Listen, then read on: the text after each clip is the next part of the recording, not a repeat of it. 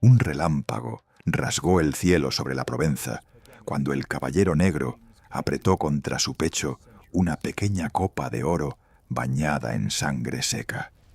No era la sangre de cualquier mártir, era la sangre de Cristo, recogida por José de Arimatea en el mismo instante en que la lanza romana perforó el costado del Nazareno. Durante 9 siglos, los templarios juraron proteger ese relicario con su vida, ocultándolo en criptas subterráneas, trasladándolo en caravanas secretas bajo la luna, matando a cualquier hombre, papa o rey, que se atreviera siquiera a mirarla. Y hoy, por primera vez, la copa roja ha reaparecido, porque dentro de esa sangre coagulada yace un ADN que el Vaticano teme más que al infierno. Una secuencia genética que puede demostrar que Jesús no fue hijo de Dios, sino algo mucho más peligroso. El sol de julio se alzaba implacable sobre la llanura de Ramla, como un ojo de bronce que todo lo veía y nada perdonaba.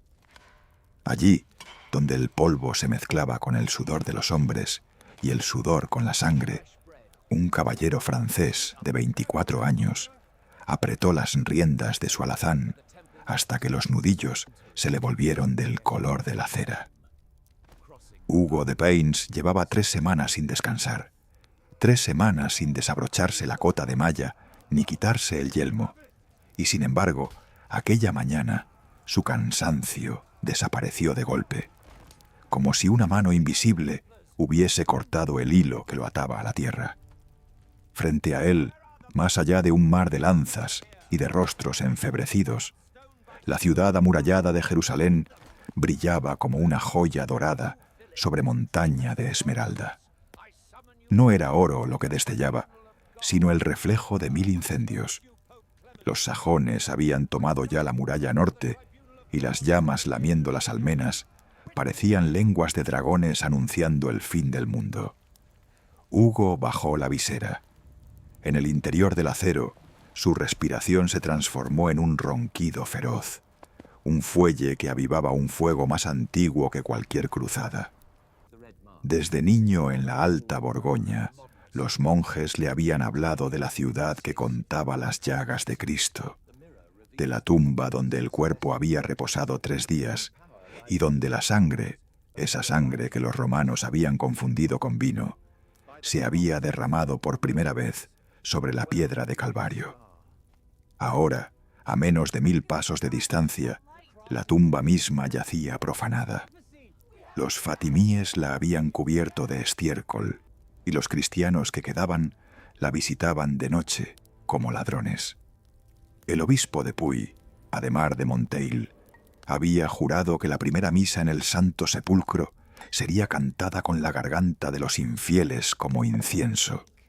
Y Hugo, que no comprendía de teología, sino de hierro y de caballos, había asentido porque en el fondo de su alma creía que la sangre derramada podía lavar cualquier profanación. La trompeta del conde de Tolosa rompió el aire. Era un sonido tan agudo que los cuervos que anidaban en los cedros del Monte de los Olivos se alzaron en una nube negra, como si el propio diablo hubiera arrojado una ceniza de alas sobre la ciudad santa. Entonces, la línea de asalto se movió. Hugo sintió como su alazán se tensaba, como los músculos del animal vibraban al compás de los tambores, y por un instante tuvo la certeza de que no era él quien cabalgaba, sino la propia historia. La primera escalera se alzó contra la muralla con un crujido que pareció el quejido de la tierra misma. Sobre ella, un arquero normando cantó el Kyrie mientras trepaba, pero una flecha saracena le atravesó la boca, y la última nota se la llevó el viento convertida en burbuja de sangre. Hugo no vio caer el cuerpo. Ya había puesto la suya contra el muro, el escudo sobre la cabeza, la espada entre los dientes. La piedra estaba caliente, como si el sol la hubiese cocido durante siglos para recibirlo a él. Cuando logró alzar la vista, el cielo se había vuelto un techo de hierro. Flechas, piedras, aceite hirviendo, todo caía en lluvia. Uno de los suyos, Gisleberto de Anjou, resbaló al lado de Hugo y se llevó la mano al rostro. Entre sus dedos brotó un líquido tan rojo que parecía pintura de iglesia. Gisleberto se rió, una risa de loco, y dijo: «Mira, Hugo, la sangre de Cristo nos precede». Luego se levantó y siguió escalando, y Hugo no supo si había muerto o si seguía vivo hasta el final, porque en aquel momento la escalera se quebró y él cayó de espaldas sobre un montón de cadáveres que amortiguaron el golpe. El impacto le arrancó el yelmo. El sol le cayó encima como una losa, y en el deslumbramiento vio algo que ningún crónico llegaría a escribir. Una gota, única, que no era sudor, ni sangre, ni aceite, que caía desde lo alto de la muralla y que antes de estrellarse contra su peto brilló con una luz propia, una luz tan intensa que Hugo tuvo que cerrar los ojos. Cuando los abrió, la gota había desaparecido, pero en el acero de su coraza quedó una mancha que no se borraría jamás. Un círculo perfecto, como si un dedo invisible hubiese marcado su destino. La brecha se abrió al mediodía. No fue el polvorín de los sarracenos, ni la maza de Godofredo de Bouillon, sino la insistencia de los cuerpos. Cuerpos sobre cuerpos, cuerpos convertidos en puente, cuerpos que ya no gritaban porque la garganta se les había llenado de polvo y de fuego. Hugo entró en Jerusalén pisando un suelo blando hecho de carne ajena. El olor era dulzón, como de mosto fermentado, y sin embargo, en él se mezclaba el hierro y el azufre de los incendios. Por la calle principal avanzaban ya los primeros cruzados, y a su paso las casas se abrían como cajas de Pandora. De ellas salían mujeres, niños, ancianos, todos con los ojos desorbitados, todos corriendo sin rumbo. Un caballero normando, Robert de Rouen, desenvainó la espada y la clavó en un anciano que llevaba un rollo de pergamino bajo el brazo. El pergamino cayó al suelo y se desenrolló. Era un evangelio en árabe, y las letras doradas se tiñeron de rojo. Hugo lo recogió sin saber por qué. En su interior llevaba ya 3 anillos de plata robados, 2 monedas de oro y una astilla de la Veracruz que le había dado un monje en Antioquía, pero aquel libro pesaba más que todo lo demás. Lo guardó dentro del cote, junto al corazón, y siguió avanzando. Cuando llegó al Santo Sepulcro, la puerta principal estaba ya abierta. Los últimos defensores, una docena de gulams turcos, luchaban en el atrio, pero fueron atravesados por lanzas de los sajones antes de que Hugo pudiera verles la cara. Entonces, el silencio. Un silencio tan denso que parecía sólido, como si la basílica hubiera tragado el grito de toda la ciudad. Hugo entró. El interior estaba a oscuras, iluminado solo por las lámparas de aceite que los cristianos ortodoxos habían mantenido encendidas durante siglos. El aire olía a incienso rancio y a piedra fría.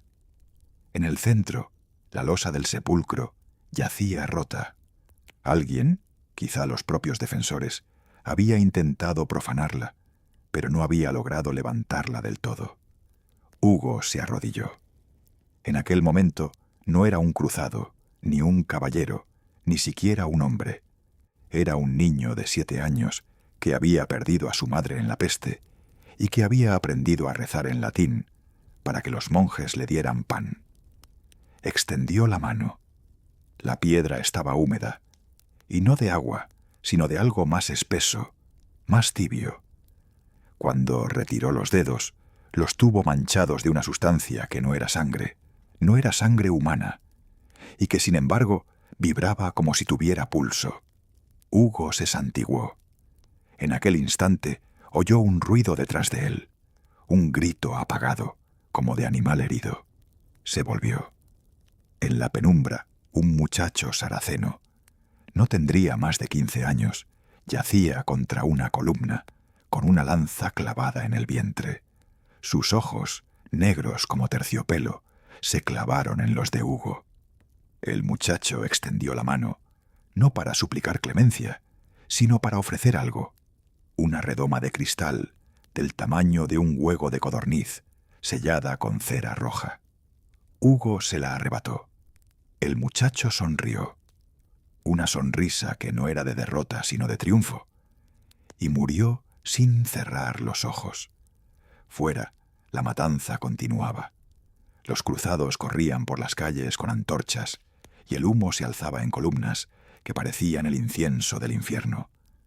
Hugo, sin embargo, no salió. Se quedó dentro del sepulcro, sentado contra la losa rota, con la redoma en las manos.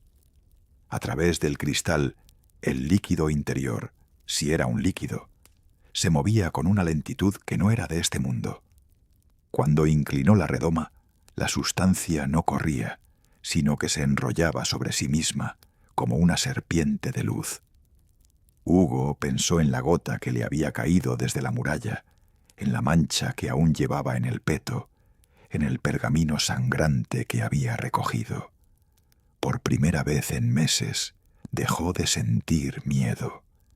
Comprendió, sin que nadie se lo dijera, que aquello no era una reliquia más, sino la reliquia, la sangre que había corrido por las venas del Nazareno, la sangre que los romanos habían confundido con vino, la sangre que, según los monjes de Cluny, contenía el alma misma de Dios.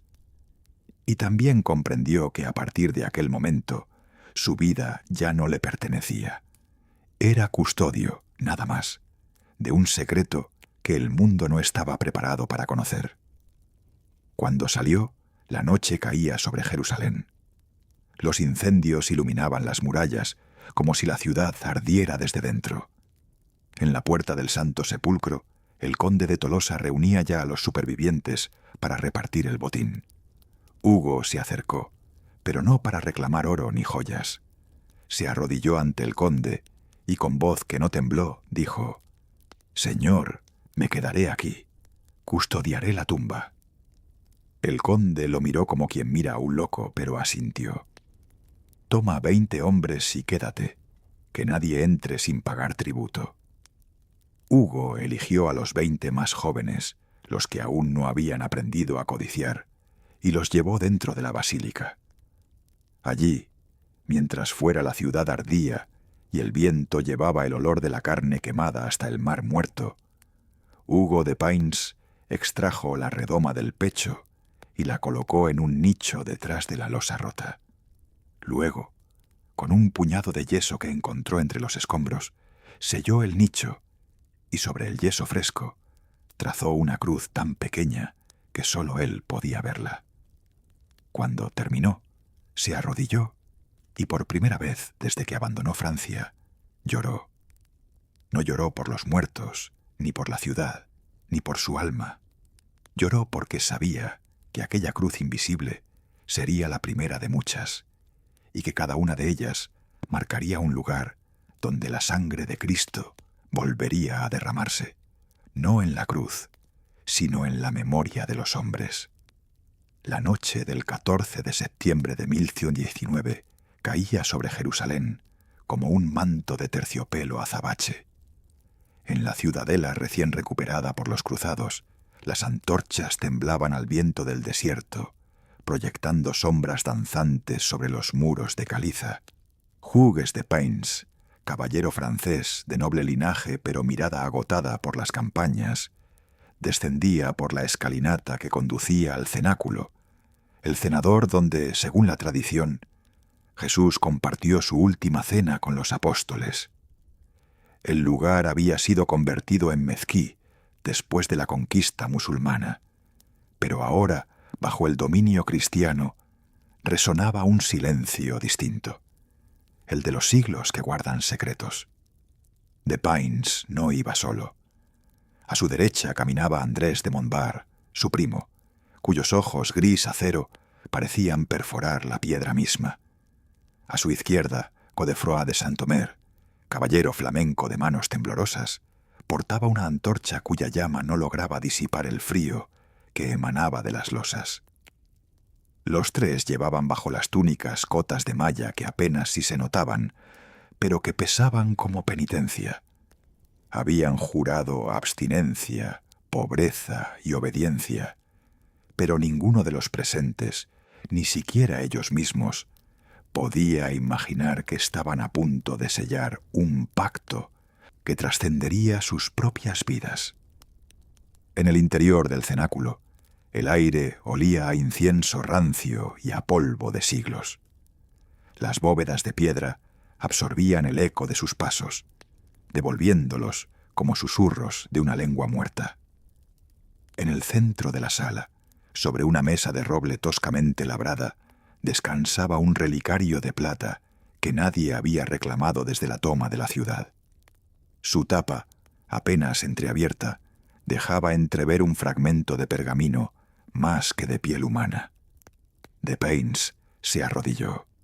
Había visto morir a 1000 hombres en Antioquía y en Jericó, pero nada lo había preparado para el temblor que le recorría ahora las rodillas.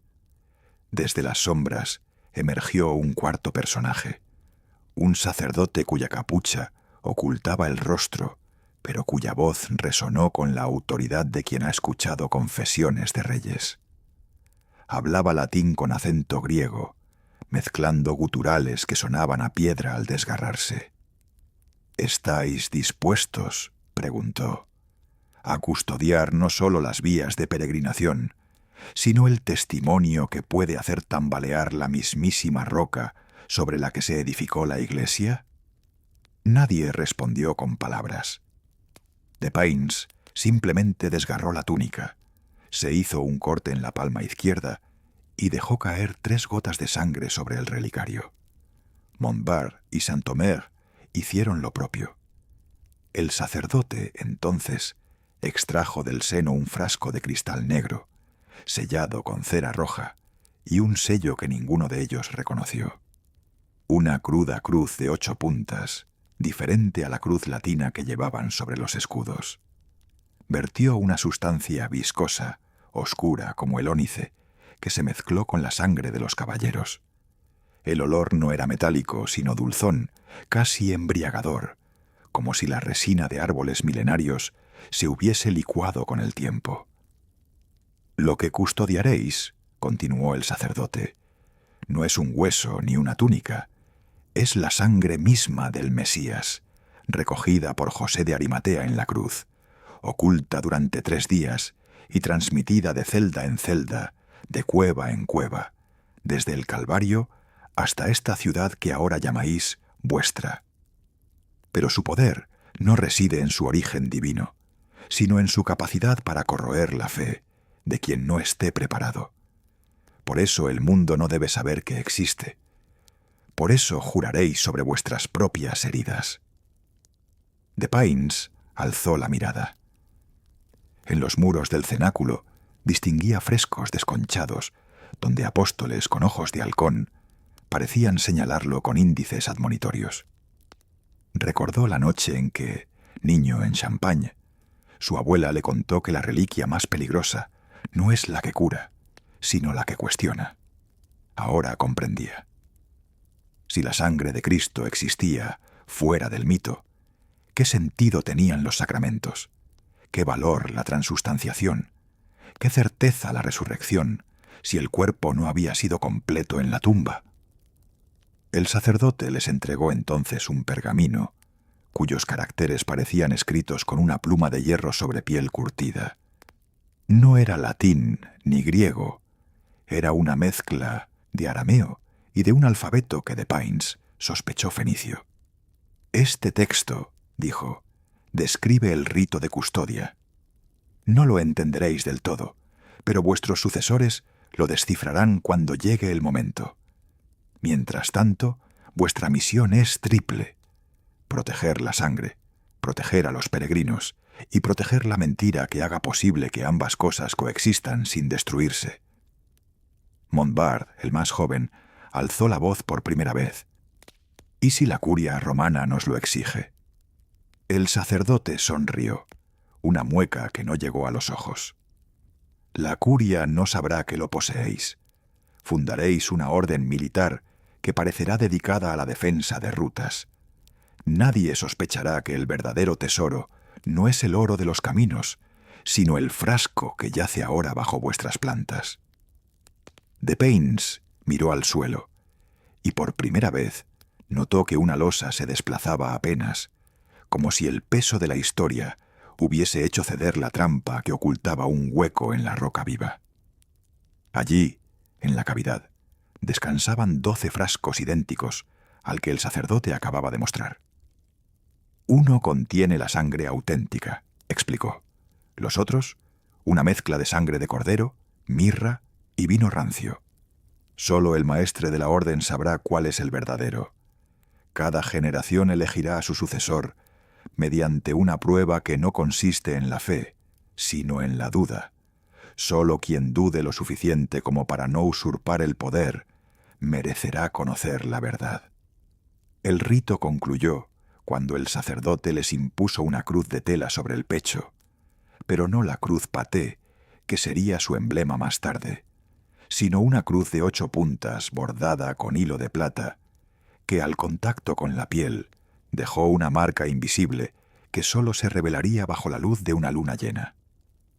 A partir de esta noche, dijo, vuestras almas quedan atadas a esta cueva más que a vuestros linajes. Viajaréis, lucharéis, amasaréis riquezas y construiréis fortalezas, pero cada año en la víspera de la fiesta de la cruz regresaréis aquí a renovar el juramento. Si alguno de vosotros falla, la sangre lo denunciará, se volverá negra como el azabache, y quien la porte se desangrará por los poros hasta que confiese. Cuando salieron al exterior, el alba teñía el cielo de un rojo bermejo que hizo temer a Santomer que el mundo se estuviera incendiando. De Paynes, sin embargo, no miró al horizonte. Observó sus propias manos, aún húmedas de sangre coagulada, y sintió que el peso de su espada era ahora insignificante comparado con el del secreto. En la distancia, los campanarios de la iglesia del Santo Sepulcro repicaban para el oficio de primavera, pero a sus oídos llegaban como campanas de naufragio. Meses después, cuando el reino de Jerusalén los nombrara pauperes comilitones Christi, los pobres caballeros de Cristo, nadie sospechó que el nombre ocultaba una ironía. No eran pobres de bienes, sino de certeza. Habían enriquecido sus arcas con donaciones de nobles francos e ingleses, pero ninguno de 1913 ellos pudo comprar un solo minuto de sueño sin despertar sobresaltado, creyendo oler en la brisa nocturna el aroma dulzón de la sangre que guardaban. La primera prueba llegó antes de lo previsto. Un caballero normando, nuevo en la milicia, desapareció con uno de los frascos falsos, creyendo que podría fundar su propia orden en Sicilia. Cuando lo encontraron flotando en el puerto de Jaffa, su piel estaba teñida de un negro azabache que no era tinta ni herrumbre, y sus labios murmuraban versículos al revés. De Paynes ordenó que el cuerpo fuese quemado y las cenizas esparcidas al viento del desierto.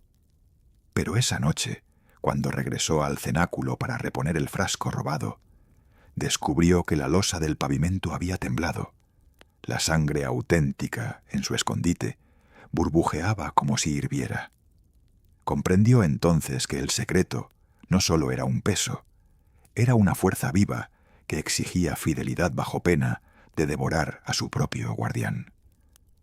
Así nació la leyenda de los templarios, no como guardianes de caminos, sino como prisioneros de una verdad que ningún papa podía absolver, que ningún rey podía comprar, que ningún fuego podía purificar. Y en cada generación, cuando un nuevo maestre se arrodillaba en esa misma losa, la noche del 14 de septiembre, repetía la pregunta que el sacerdote griego no formuló jamás en voz alta. ¿Estás dispuesto a morir por una fe que podría ser mentira, para que el mundo siga creyendo en una verdad que podría ser trunca? La historia que el Vaticano oculta no es la del Grial, ni la de un tesoro de oro. Es la de un frasco de vidrio negro que aún hoy, según algunos, late bajo la roca del cenáculo, esperando al caballero que dude lo suficiente como para no abrirlo. La bruma del Jourdain se arremolinaba entre los cipreses cuando, en la primavera de 1145, el maestre Everard de Slesnes recibió en la fortaleza de Aintabla la visita de un monje griego que llevaba en un morral de lino una reliquia envuelta en lana de camello. El monje, llamado Teófilo, juró haber sacado de Constantinopla la copa misma que José de Arimatea recogió en el Calvario, la que según los evangelios apóstoles ardía como brasa sin consumirse. Everard, veterano de las cruzadas y hombre escéptico por oficio, ordenó que la cerradura secreta del tesoro subterráneo se abriera por primera vez en 5 lustros. Allí, entre cofres de plata y pergaminos cubiertos de cera, depositó la copa sobre un pedestal de mármol negro. Al instante, según la crónica del Temple, redactada por Fray Baudouin de Tir, la piedra rezumó una gota de sangre, que no era sangre, y la antorcha más próxima palideció como si el sol se ocultara a mediodía. Desde aquel día, los hermanos de la milicia del Cristo comenzaron a observar que la copa cambiaba de temperatura al contacto con ciertos individuos. Cuando un sirviente musulmán la tocó por accidente, el metal se volvió hielo y el hombre cayó muerto con los ojos en blanco.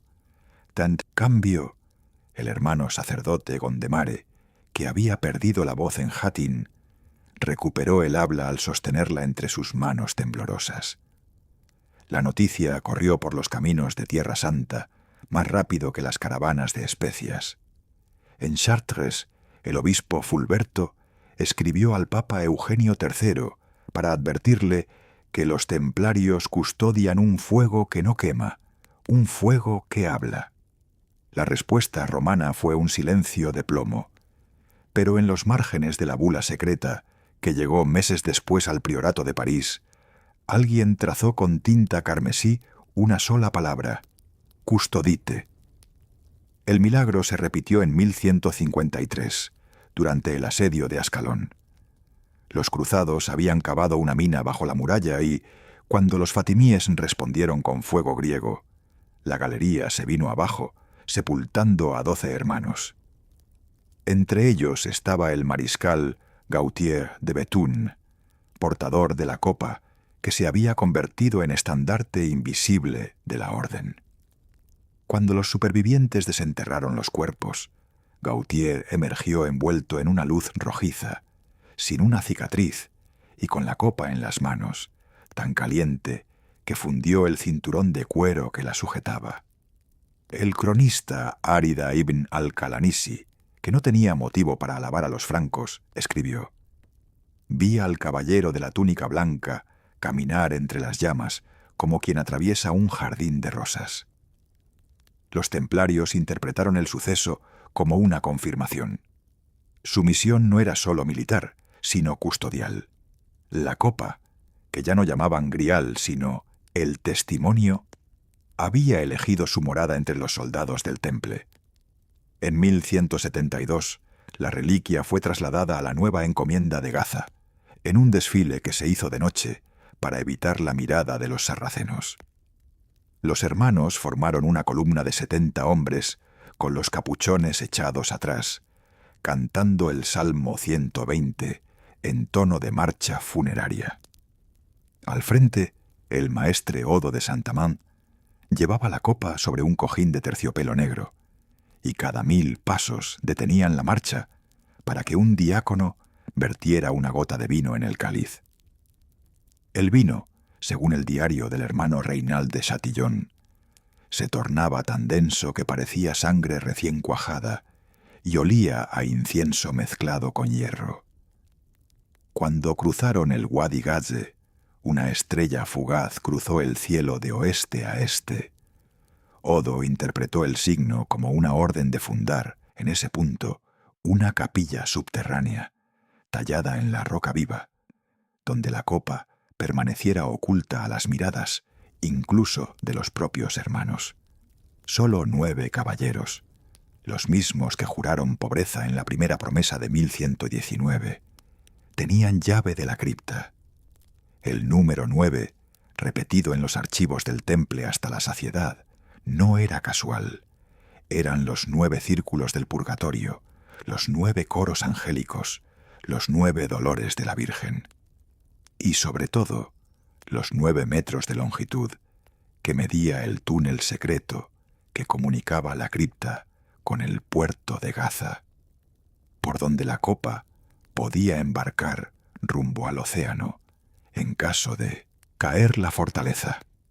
Los milagros, sin embargo, comenzaron a inquietar a la curia romana. En 1184, el legado pontificio Teodulo de Milán visitó Gaza en misión de paz y arbitraje.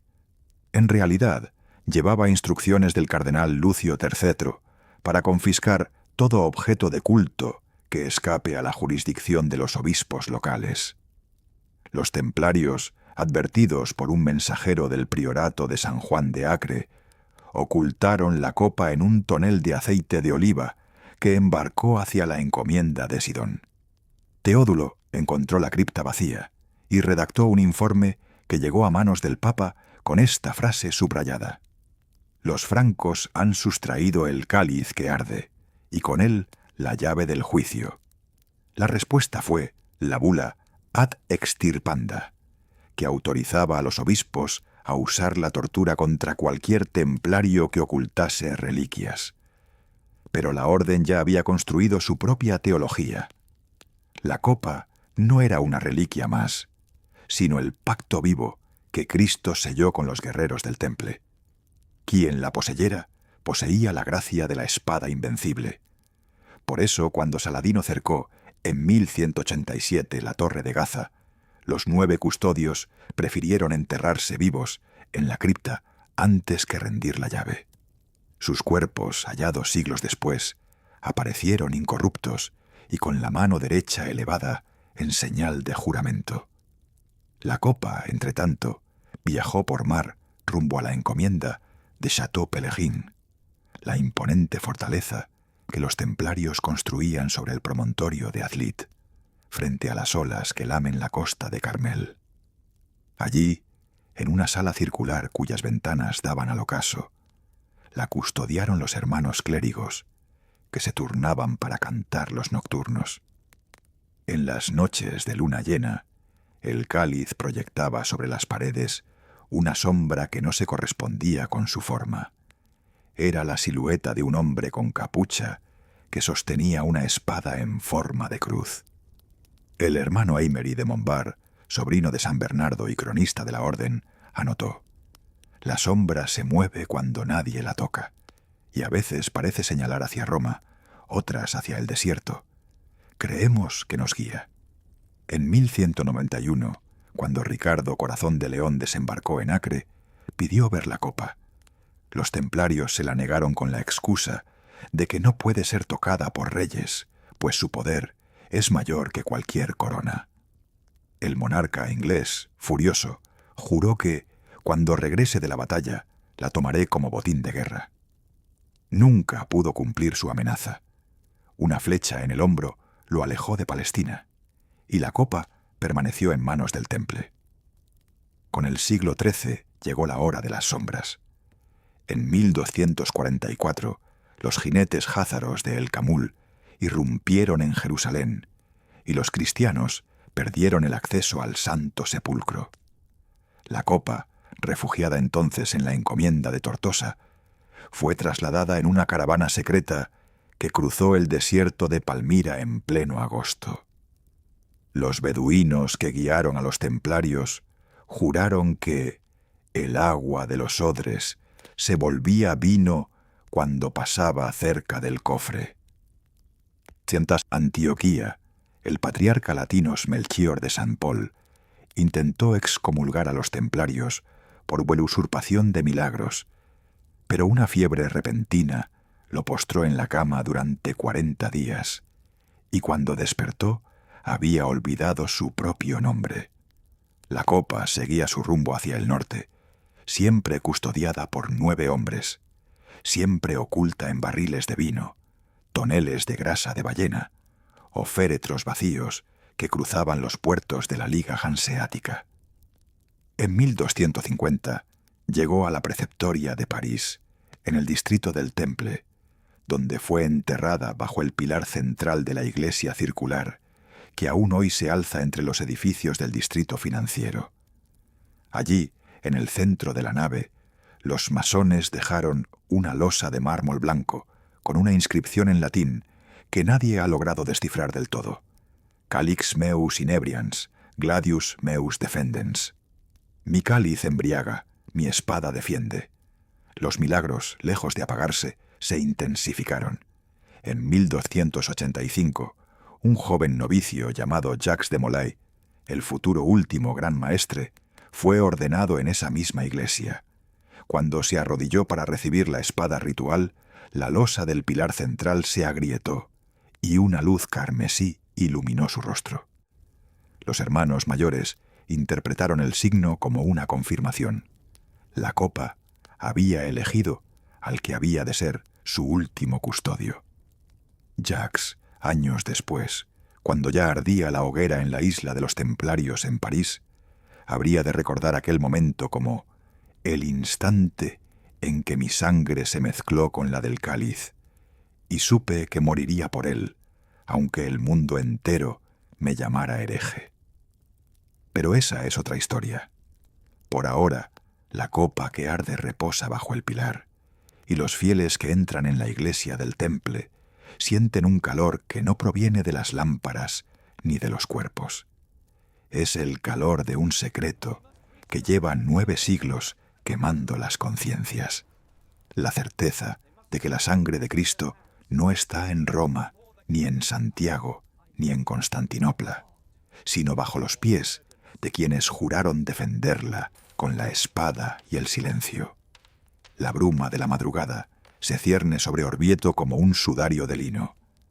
En la cámara papal, apenas iluminada por una lámpara de aceite, Alejandro III se frota las sienes mientras el secretario Agatino, un monje de manos temblorosas, despliega pergamino tras pergamino.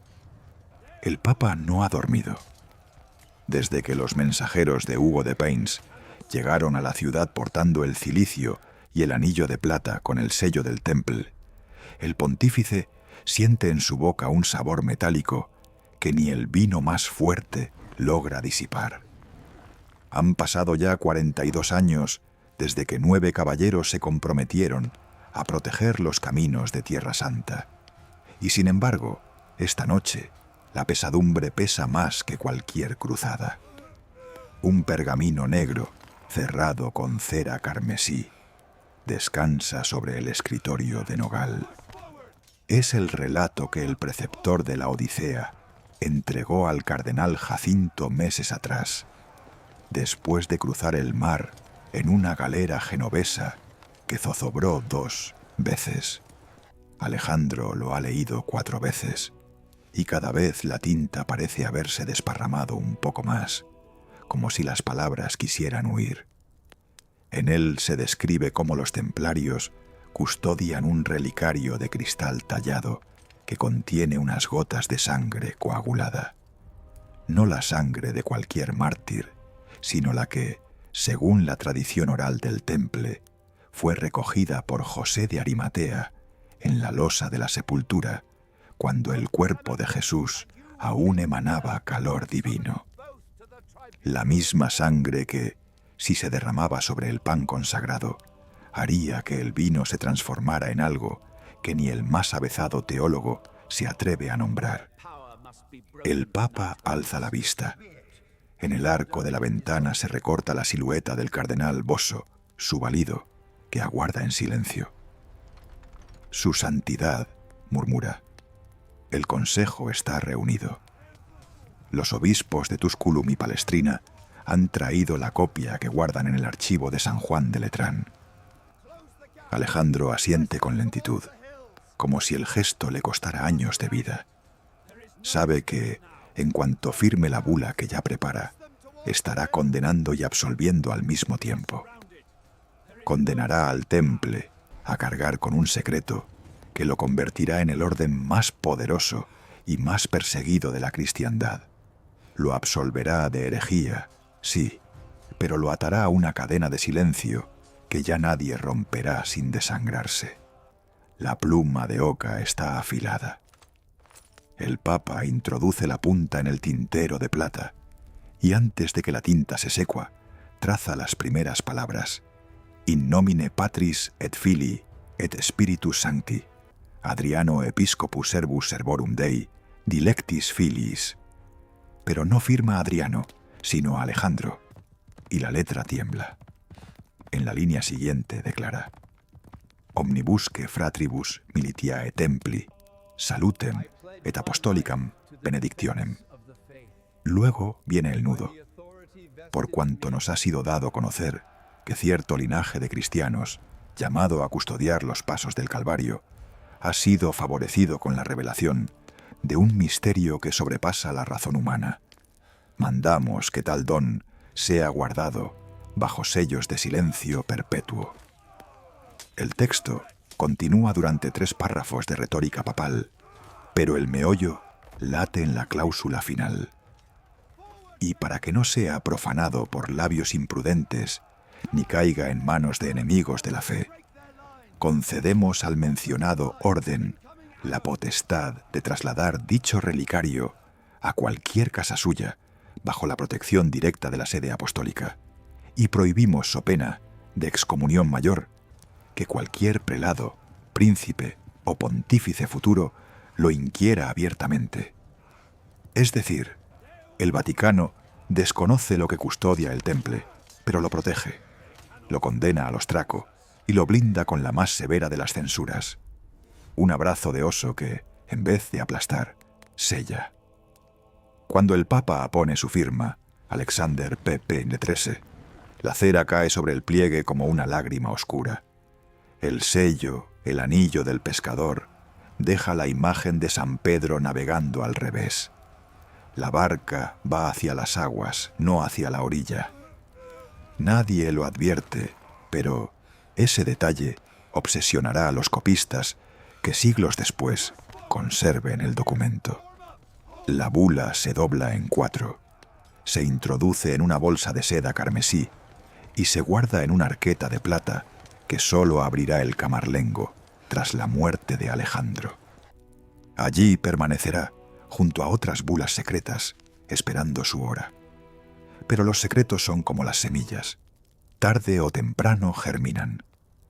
En la primavera de 1179, un año después de la promulgación, el maestre templario Odo de Santamand llega a Roma con 13 caballeros de blanca capa. No vienen a pedir limosnas ni a rendir cuentas. Traen, metida entre las alforjas de su escudero, una copia de la bula, firmada por Alejandro, y una carta cifrada que nadie en la curia sabe leer. La escritura es una mezcla de griego, arameo y latín bastardo que sólo los preceptores del Temple en Jerusalén dominan. Su contenido, una petición de refugio definitivo para el relicario de la sangre, que ya no puede seguir vagando entre Siria y Francia, porque los ejércitos de Saladino avanzan como una tempestad de arena. El Papa recibe a Odo en la sala privada del Palacio del Laterano, sin cardenales, sin notarios, solo un diácono que permanece de espaldas como estatua. Odo, hombre de mirada de acero, se arrodilla, pero no besa el anillo. En su lugar, deposita sobre la mesa un estuche de marfil con forma de caja de mos. Al abrirlo, el aire se llena de un aroma resinoso que hace llorar al diácono. Dentro, una ampolla de cristal soplado contiene un líquido viscoso, casi negro, bajo la luz de los cirios. Sangre del Salvador, dice Odo, recogida por el justo José y conservada por los cristianos de la primera iglesia. Nos la entregaron los guardianos del Calvario cuando los francos tomaron Jerusalén.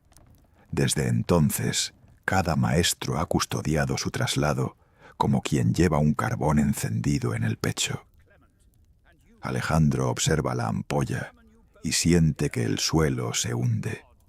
No es incredulidad lo que le oprime, sino la certeza de que, a partir de ese instante, su pontificado ya no será juzgado por las bulas que dicta, ni por las cruzadas que bendice, sino por la capacidad de mantener oculto aquel fuego. Pregunta con voz quebrada: ¿por qué a mí?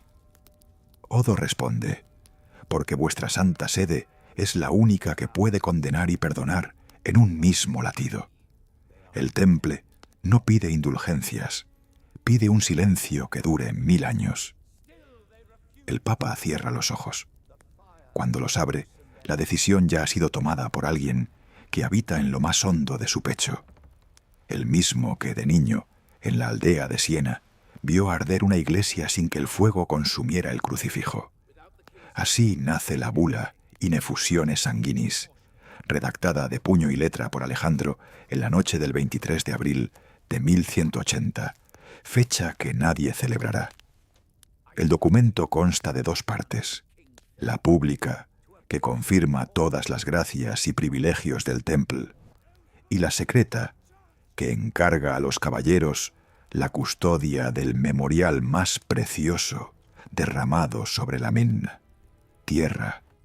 Entre ambas, una sola línea en blanco, el hueco donde late la palabra no escrita, Eucaristía.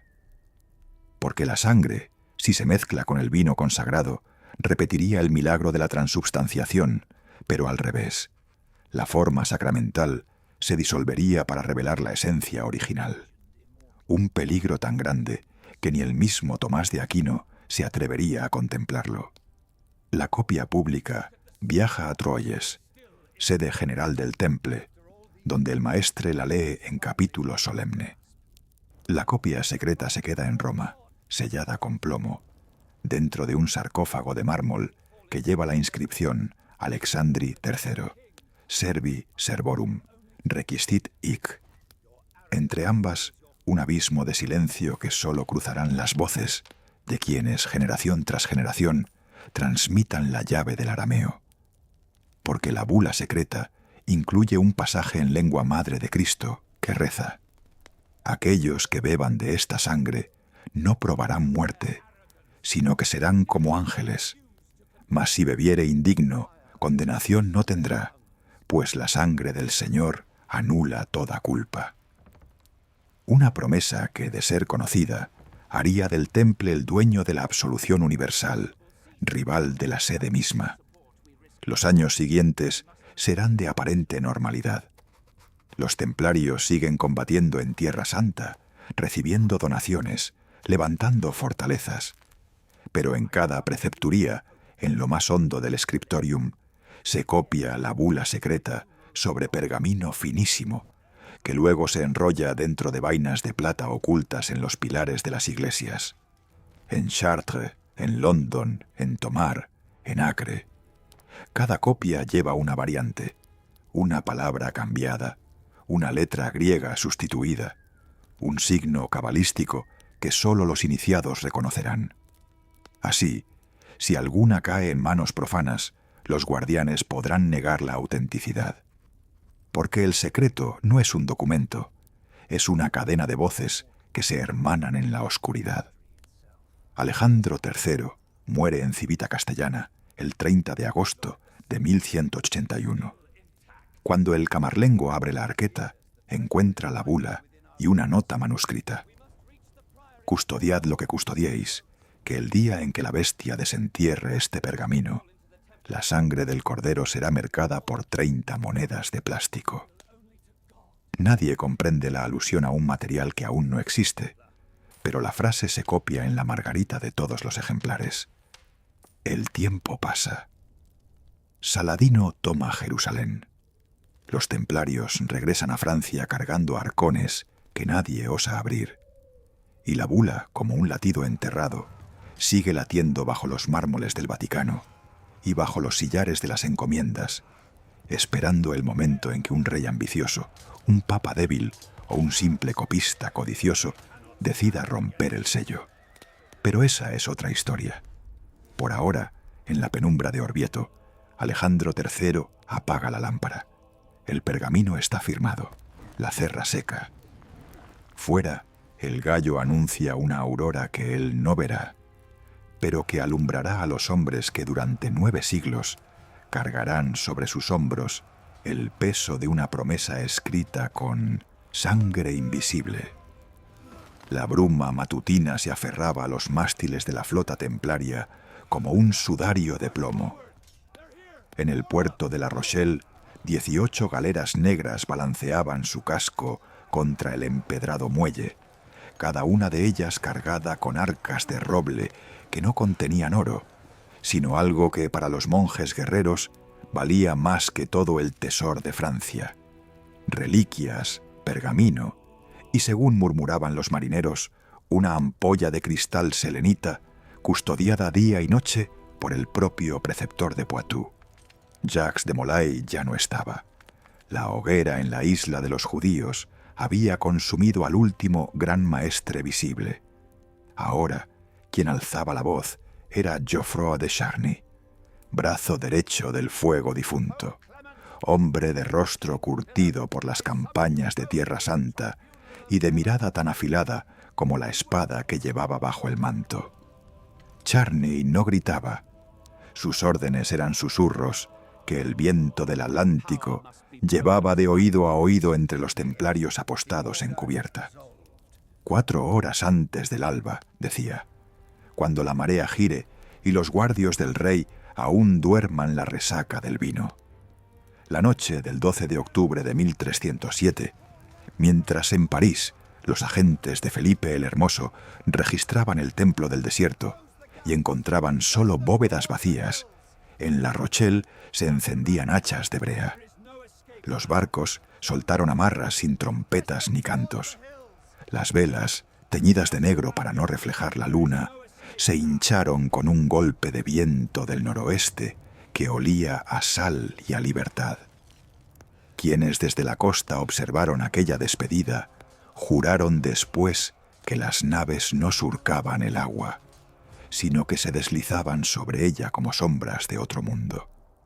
A bordo de la nao cabecera, la Sainte-Marie de Merci, viajaba una mujer. No consta su nombre en los rollos franceses, esos fueron quemados, pero los crónicos escoceses la recuerdan como la Dama de la Ampolla. Llevaba el cabello recogido bajo un velo de lino y sobre el pecho una cruz de plata que pesaba lo mismo que un puñal.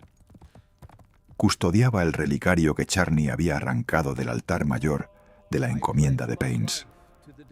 Un tubo de cristal selenita, sellado con cera roja y oro, dentro del cual un líquido oscuro parecía latir al compás de las olas.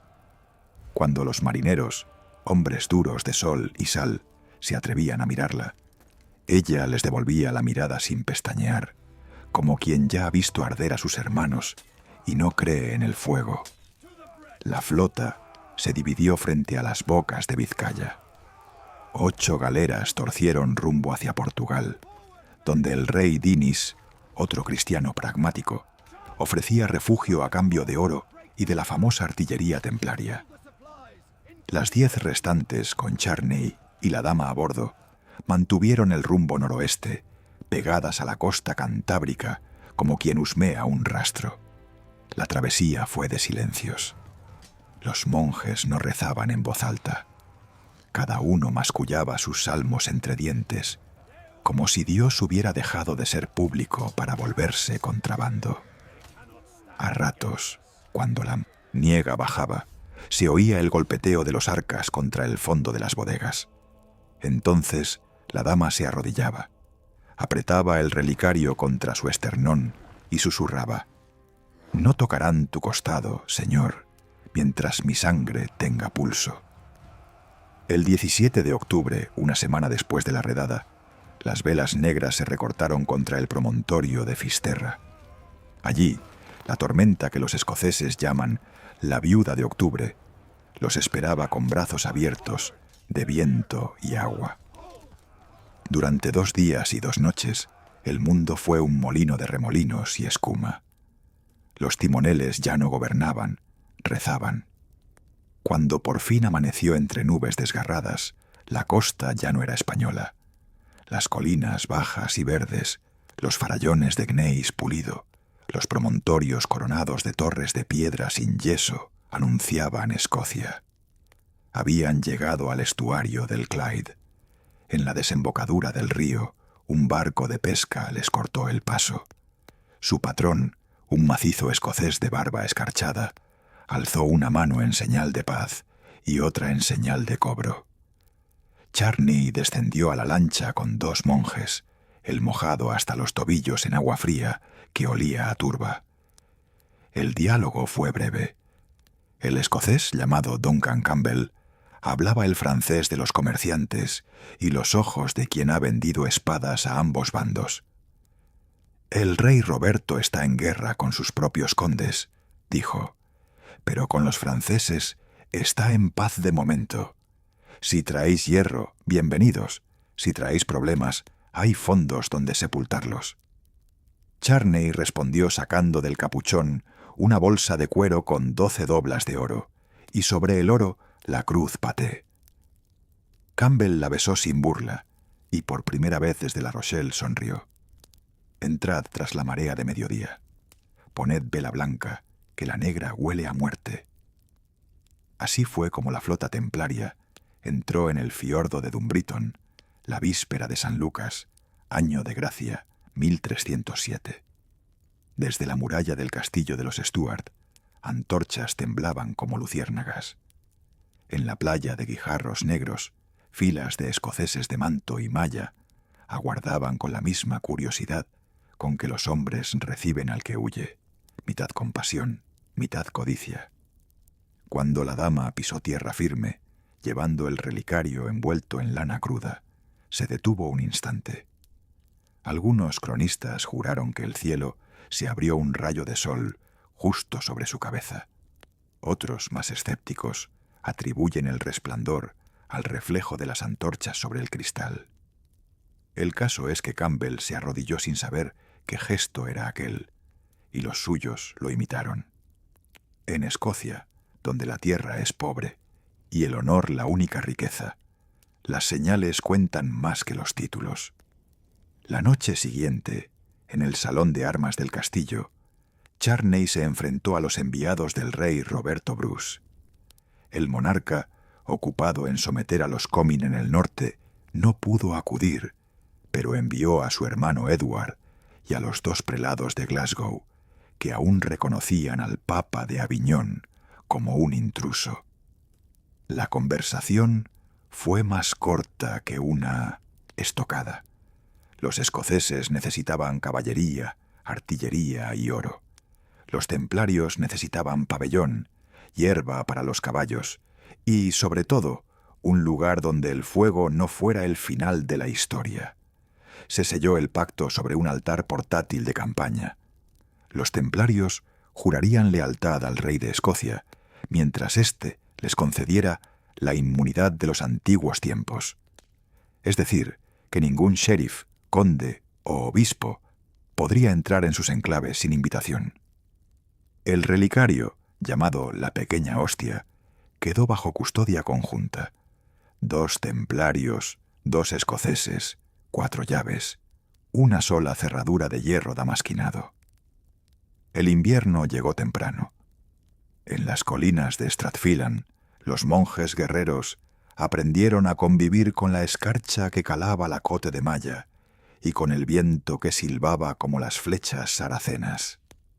Encontraron refugio en el antiguo monasterio de San Filan, abandonado desde que los ingleses arrasaron el valle 12 años atrás.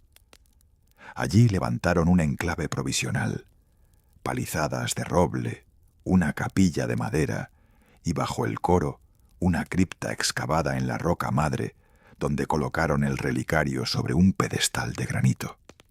Cada noche, 2 hermanos velaban el lugar con antorchas de aceite de ballena y espadas desenvainadas. Afuera, los escoceses dejaban ofrendas: pan de cebada, queso de oveja, cerveza negra que olía a turba. Ninguno preguntaba qué guardaban los franceses.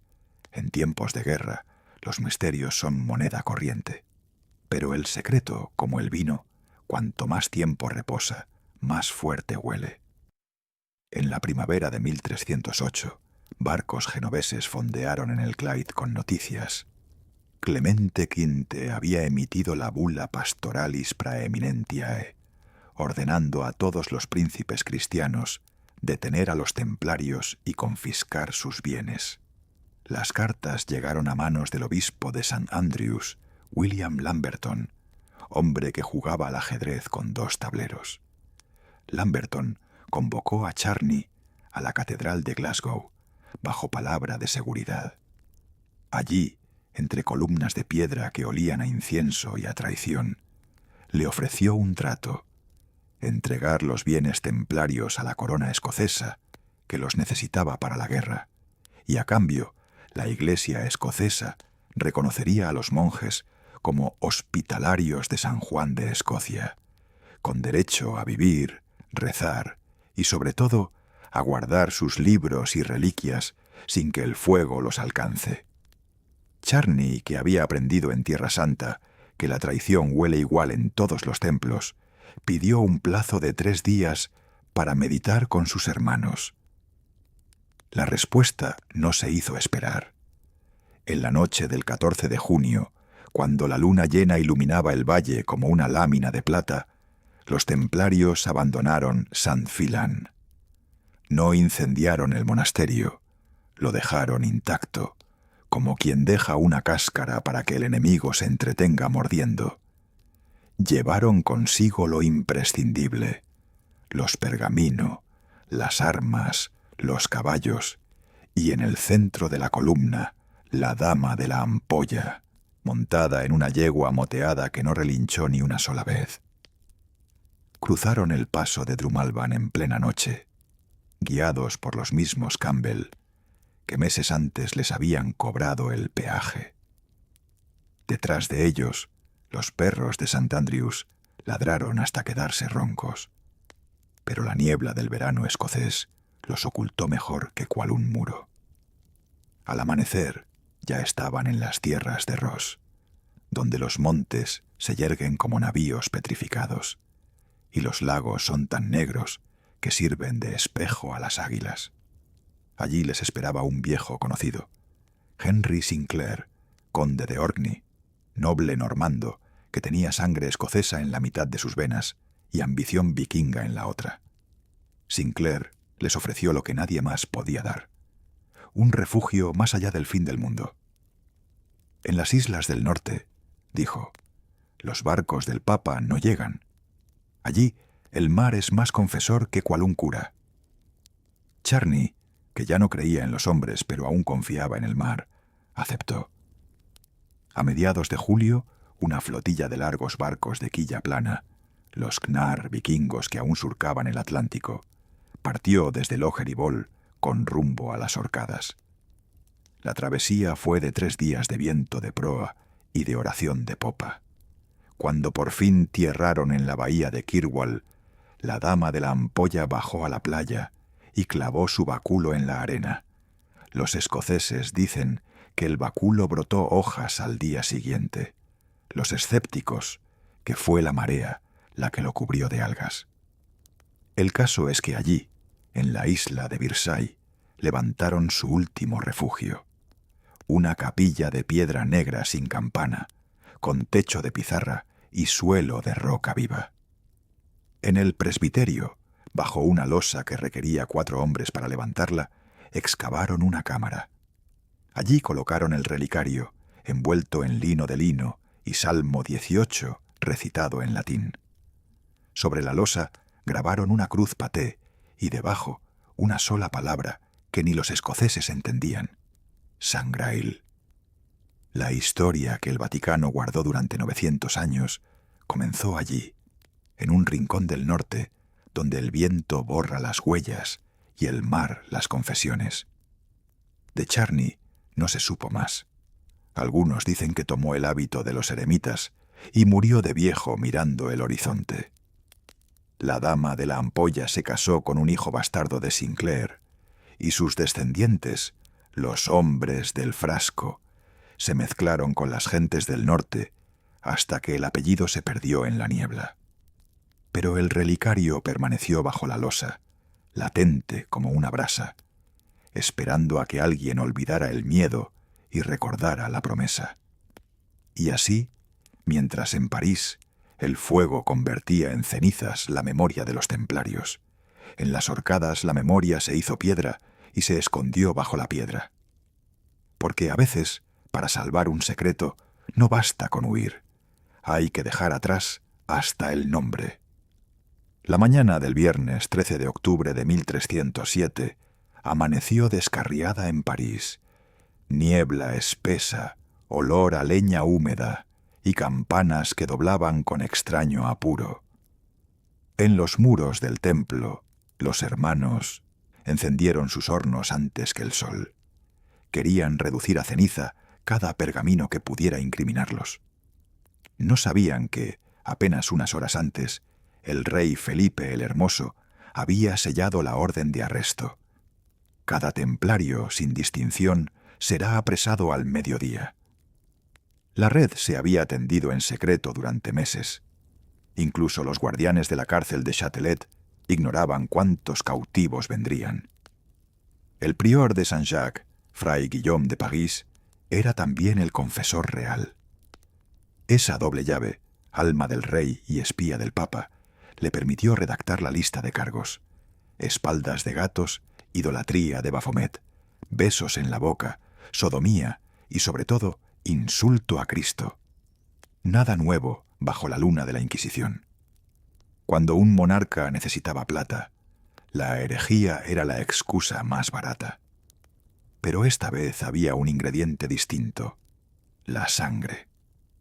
Los agentes de Felipe juraban que los templarios guardaban una ampolla rojiza, que no era de Cristo, sino de un niño crucificado por ellos mismos.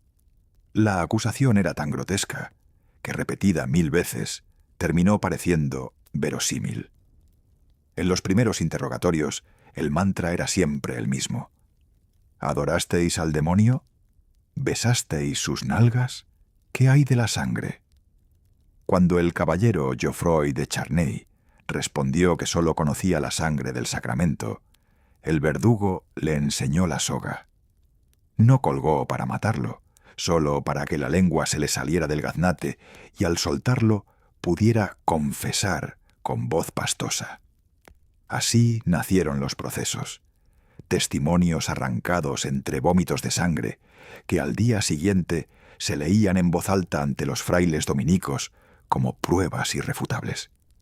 Mientras Francia ardía, Clemente V, el papa cautivo de Aviñón, se frotaba las manos heladas. No le importaban los templarios. Su guerra era contra la memoria. Había oído rumores de que la orden custodiaba documentos que probaban el linaje judío de Jesús, genealogías donde María Magdalena aparecía como esposa, no como prostituta arrepentida. Si tales papeles salían a la luz, el edificio del Vaticano se resquebrajaría como yeso mojado.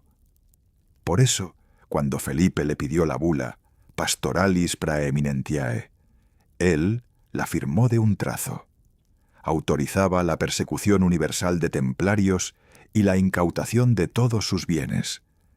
El sello de plomo cayó sobre el pergamino como una losa sobre una tumba colectiva. En Londres, Eduardo II recibió la bula y se encogió de hombros.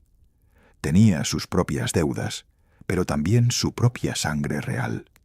Confiaba en que los nobles ingleses no permitirían que el rey de Francia dictara la política de la isla.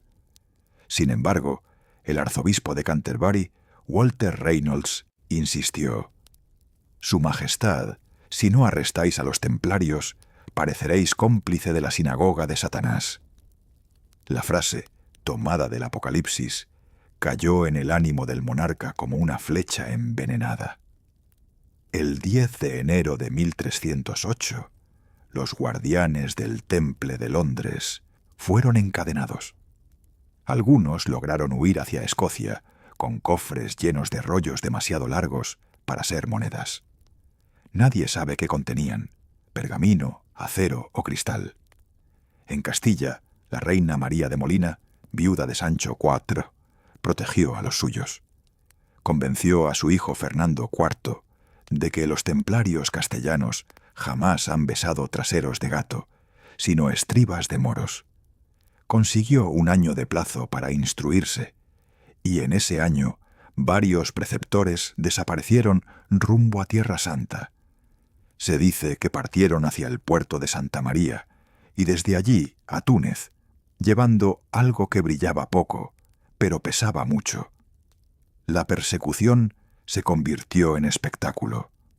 En París, la multitud abarrotaba la conciergerie para ver cómo los frailes dominicos exponían la cabra de Baphomet, un ídolo forrado de piel que, según juraban, los templarios veneraban en secreto.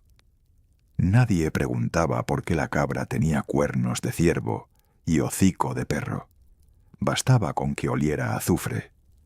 El verdadero objetivo era embarrar la memoria de la orden hasta que ningún mendigo quisiera mencionarla.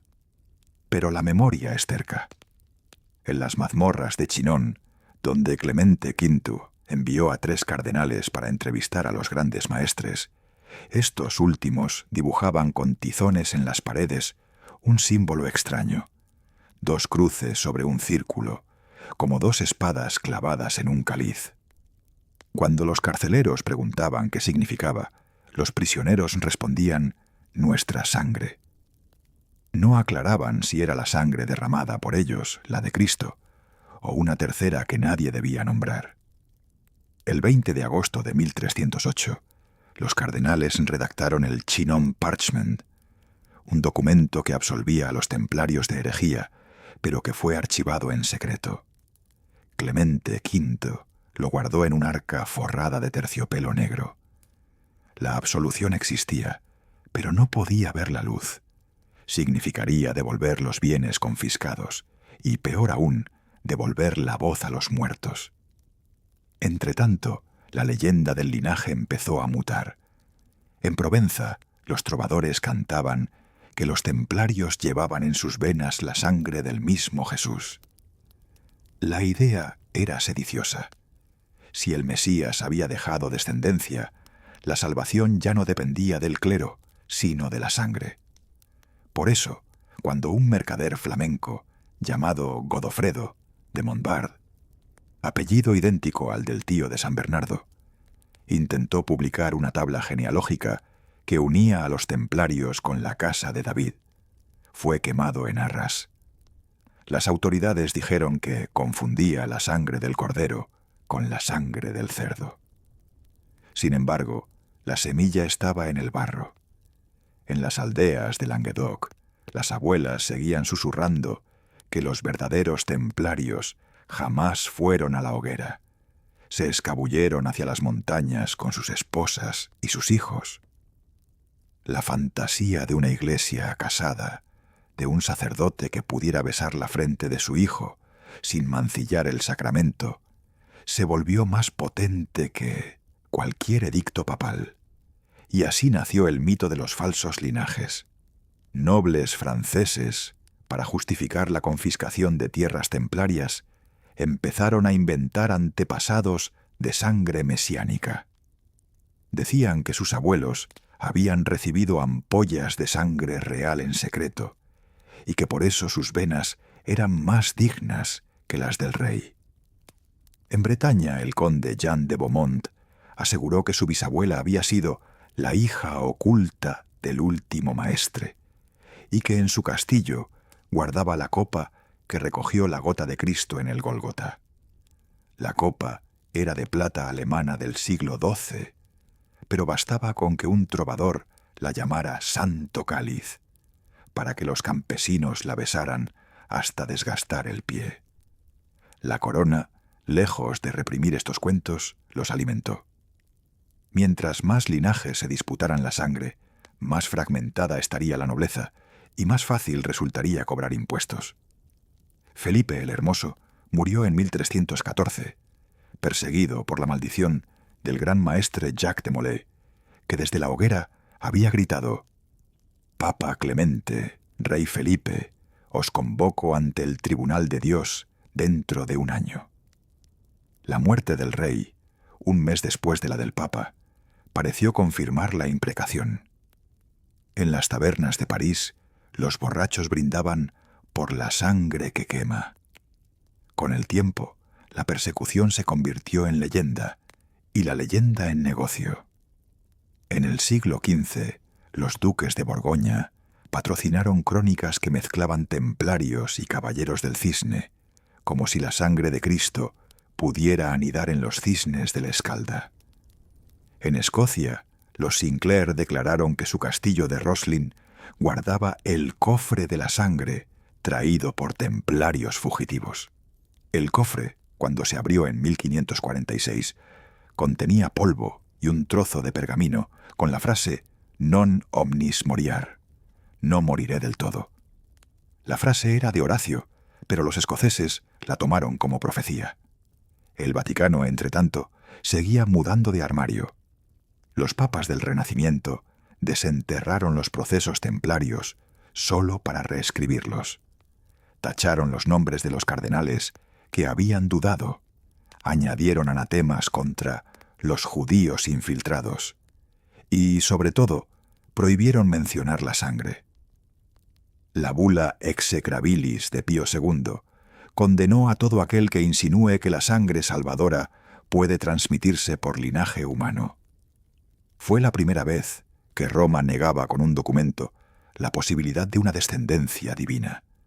Pero la negación es también memoria. En los sótanos del archivo secreto, un monje copista del siglo XVII dejó una nota al margen de la bula. «He visto la ampolla que dicen contiene la sangre del Señor. Es más pequeña que una almendra y duerme entre algodones. No brilla, pero arde en la oscuridad como carbón encendido. El guardián me dijo que si la sangre algún día hierve, Roma arderá con ella». La nota fue firmada con las iniciales FT, Frater Templarius, o quizá solo Fray Tomás. La persecución, pues, no acabó con la hoguera de 1314. Se transmutó. Primero fue cuchillo, luego pluma, luego silencio. Pero el silencio, al ser roto, suena más fuerte que cualquier campana. Y en ese silencio subsiste la pregunta que ningún edicto pudo quemar. Si la sangre de Cristo fue real, ¿dónde está su linaje? Y si los templarios, lejos de profanarla, fueron solo los mensajeros que no alcanzaron a entregar la carta. Porque al fin y al cabo, la sinagoga de Satanás no era un calabozo ni una secta. Era el miedo a que la gracia pudiera ser tan simple como un padre que le cuenta a su hijo de quién viene. Y ese miedo, como la sangre, no muere con el fuego, solo se esconce, espera y late. La bruma del Sena envolvía París como un sudario de humo y frío, cuando en la madrugada del viernes 13 de octubre de 1307, los pasos de los sergentes del rey rompieron el silencio de la Ile de la Cité. Venían de enfrente, desde el Palacio Real, con órdenes escritas por Felipe el Hermoso y selladas con el gran sello de Francia. En sus manos llevaban listas cuyos nombres eran, para muchos parisinos, sinónimo de poder inquebrantable. Jaime de Molay, el maestre de la Orden del Temple; Geoffroy de Charnay, preceptor de Normandía; todos los hermanos de la encomienda del Temple, aquella fortaleza de piedra y fe que se alzaba junto a la muralla occidental de la ciudad, mirando al río. La noche anterior había sido de tormenta silenciosa.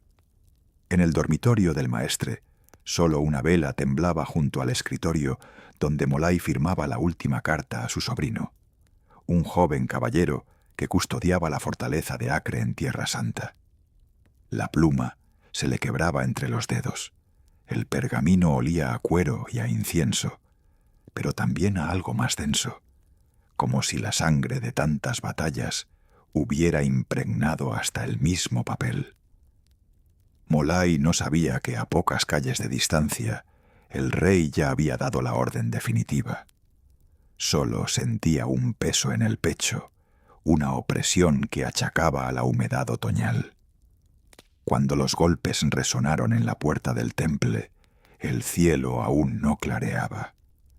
Los hermanos que dormían en las celdas del claustro despertaron al grito de «¡Abajo las armas! ¡Por el rey de Francia!». Algunos creyeron que era un simulacro, otros que los ingleses desembarcaban en la costa normanda. Pero el terror se adueñó de todos cuando vieron que los sergentes traían cadenas. No hubo batalla. La regla del temple prohibía desnudar la espada contra cristianos. Uno a uno, los caballeros fueron esposados con sus propias capas de lino blanco como vendas funerarias. En la enfermería, fray Roberto de Saint-Martin, monje cirujano que había acompañado a los templarios desde Antioquía, se apresuró a esconder su mayor tesoro, un relicario de plata en forma de cáliz, tan alto como una mano, cuya copa interior estaba forrada con una lámina de cristal de roca. Dentro, flotando en aceite de oliva y mirra, reposaba un coágulo oscuro del tamaño de una almendra. Era, según la tradición oral de la orden, una gota de la sangre que Cristo derramó en la cruz, recogida por José de Arimatea y custodiada por los templarios desde que Hugo de Payens la trajo de Jerusalén tras la primera cruzada. Roberto sabía que si los guardianes reales encontraban la reliquia, sería derretida o vendida, quizá convertida en moneda para financiar las guerras de Flandes. Con manos temblorosas, envolvió el cáliz en un sudario de lino y lo descendió por el pozo del claustro, donde el agua subterránea se comunicaba, dicen, con el Sena. Allí, una barca de remos aguardaba a un hermano marinero, Pierre de la Barre, quien había sido pescador antes de tomar los votos. La consigna era clara. Si caía la orden, la sangre debía volver al río, al mismo curso de agua que bautizaba a los parisinos y que, como venas secretas, atravesaba la tierra de Francia. Pierre remó sin farol, guiado por el reflejo de la luna sobre el agua negra. Cuando estuvo frente a la isla de la Cité, donde el río se bifurca, sumergió el relicario hasta que el peso de la plata lo arrastró al fondo. La última visión que tuvo fue el destello del cristal de roca que pareció latir como un corazón apagándose.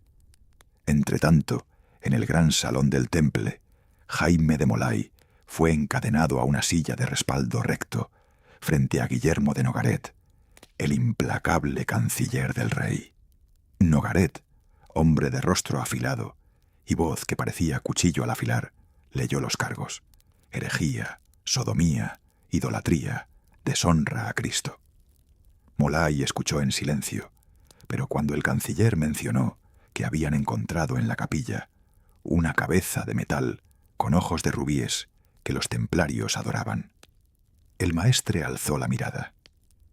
Sabía que la cabeza era un reliquiario románico que contenía los restos de Santa Eulalia, traídos de Barcelona, pero también sabía que la verdad no importaba. El rey necesitaba el oro de la orden para pagar sus deudas con la banca florentina y sofocar la rebelión de los flamencos. Cuando los guardianes registraron la cripta, encontraron cofres llenos de registros de deudas, cartas de nobleza, y en un rincón un pergamino sin sello que describía la ruta de un barco sin nombre que partía de La Rochelle rumbo a Escocia. No hallaron la sangre. No sospecharon que el río la guardaba. Días después, mientras Molay era trasladado en una jaula de madera hacia la torre de Gisors, Pierre de la Barre regresó a la orilla. Se arrodilló en la arena húmeda y clavó los dedos en el barro, como si pudiera sentir el latido del cáliz bajo los pies. En la ciudad, los predicadores franciscanos anunciaban que los templarios confesaban sus crímenes bajo tortura, que admitían escupir en la cruz y besar la espalda desnuda de sus iniciadores. Pero Pierre sabía que la única confesión verdadera era la que el río guardaba en silencio. Los meses siguientes fueron un crescendo de hogueras. En la plaza de Grève, 5 templarios fueron quemados vivos. La multitud cantaba el credo, pero algunos miraban al Sena con recelo, como si el agua pudiera levantarse y reclamar lo que le pertenecía. Cuando, en marzo de 1314, Jaime de Molay fue conducido a la isla de los judíos frente a Notre Dame, el viejo maestre pronunció su última profecía, que el Papa Clemente y el rey Felipe comparecerían ante el tribunal de Dios antes de un año. Ambos murieron, en efecto, antes de que terminara 1314. Pocos repararon en que, en el momento en que las llamas lamieron los pies del maestre, el Sena, hinchado por las lluvias de primavera, golpeaba los pilares del puente con un ritmo que sonaba a tambor fúnebre. Transcurrieron siglos. La fortaleza del Temple fue demolida piedra a piedra durante el reinado de Enrique IV. Sobre sus cimientos se levantaron conventos, luego almacenes de sal y finalmente el mercado de la Madeleine. Los cartógrafos olvidaron el trazado del antiguo claustro, pero los topógrafos del siglo XIX, cuando abrieron el canal de Saint-Martin, encontraron anillos de hierro oxidado incrustados en el muro del río, cadenas que, según el folclore, habían servido para amarrar las barcas de los templarios la noche de la cacería. En 1892, durante las obras del metro parisino, una cuadrilla de italianos cavó bajo la plaza de la Bastilla. A 3 metros de profundidad, el pico de un minero chocó contra metal. Era un cáliz de plata, negro por el lodo, con la copa rota. Dentro, solo una capa viscosa que olía a mirra rancia. El capataz, analfabeto y supersticioso, lo tiró de nuevo al foso. Los obreros juraron después que, al caer, el objeto emitió un sonido húmedo, como un suspiro contenido durante 500 años. Así, la sangre que los templarios llamaban el rubí oculto sigue bajo París, mezclada con el agua y el tiempo. Los historiadores discuten si la reliquia fue auténtica, si el gesto de Pierre fue un acto de fe o de desesperación. Pero los pescadores que trabajan antes del amanecer, cuando la ciudad aún no ha encendido sus luces, aseguran que a veces el Sena se vuelve rojo, no por la contaminación, sino por una luz que sube desde el fondo, como si un corazón antiguo latiera bajo el lecho de arena.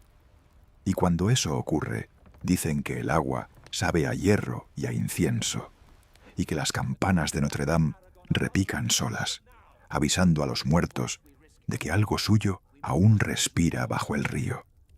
La bruma de la madrugada envolvía aún las calles de París cuando un grupo de hombres encapuchados se reunió en la parte trasera de la posada de la Rue du Temple.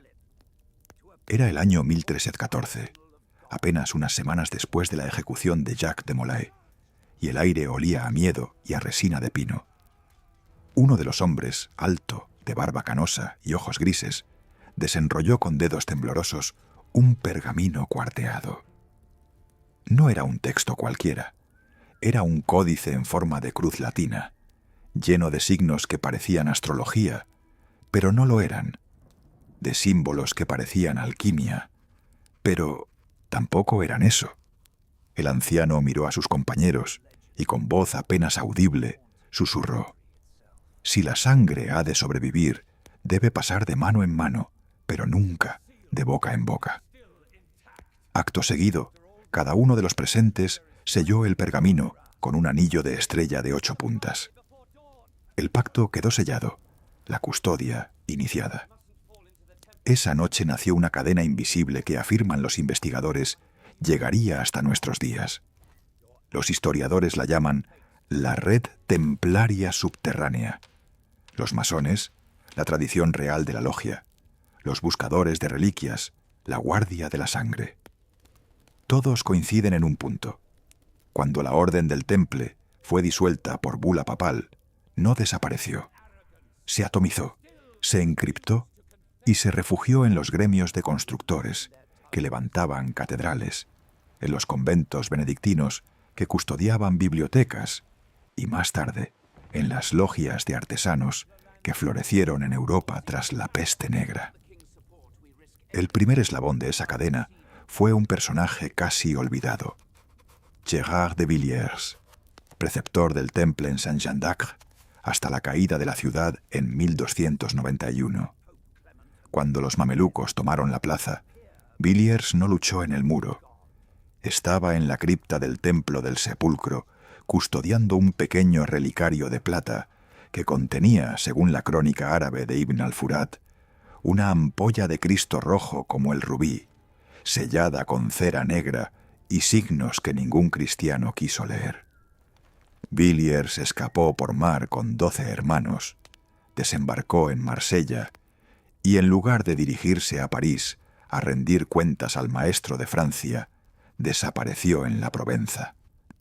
Allí se hizo pasar por maestro cantero y se integró en la fraternidad que construía la nueva catedral de Albi. En los planos de la iglesia, firmados por él en 1298, aparece por primera vez una figura extraña, un compás abierto sobre una cruz paté. Nada en la liturgia cristiana justifica ese símbolo. Mucho en la simbología templaria lo explica.